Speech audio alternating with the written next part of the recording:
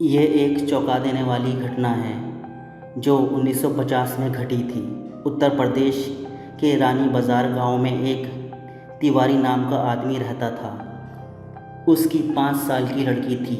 उसे कैंसर की बीमारी थी और उसकी कई जगह से इलाज कराने के बाद भी वो ज़िंदा नहीं बच सकी। रात के 1 बजे उसकी मौत हो गई। उसी रात को एक दूसरे गांव में मोहिनी नाम की एक और औरत की ट्रक के टकराने की वजह से मौत हो गई। परिवार वाले लोगों ने औरत का देह संस्कार कर दिया। दूसरी तरफ जब रानी बाज़ार में उस मृत लड़की को जलाने के लिए जंगल में ले जाया जा रहा था, अचानक रास्ते में उसके शरीर में कुछ हलचल हुई और वो उठ खड़ी हो गई। लोग ये देखकर डर गए, लेकिन बाद में उस लड़की को ज़िंदा देखकर उसके परिवार वाले बहुत खुश हुए।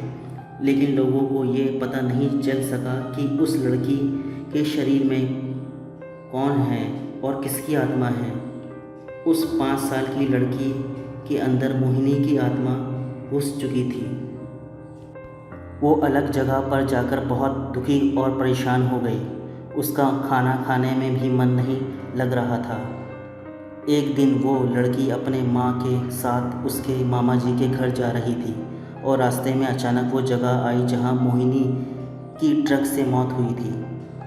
उस बच्ची ने अपनी माँ को इशारे में बताया कि ये रास्ता उसके गांव की तरफ जाता है। माँ ने उसकी बात सुनकर अनसुना कर दिया और मामा जी के घर पहुँच गई।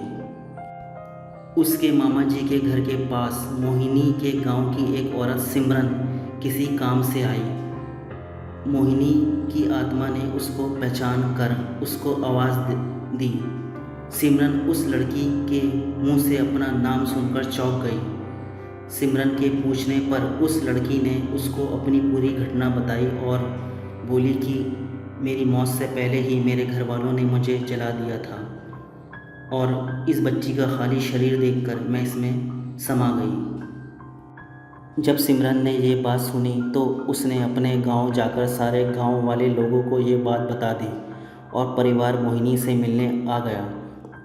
उस लड़की ने सब को पहचान लिया और वे अपने पूरे परिवार के साथ अपने गांव चली गई और उसने वापस रानी बाज़ार आने से इनकार कर दिया। लेकिन लोगों के समझाने पर वे मान गई और इस तरह वो दोनों परिवारों के साथ रहने लगी।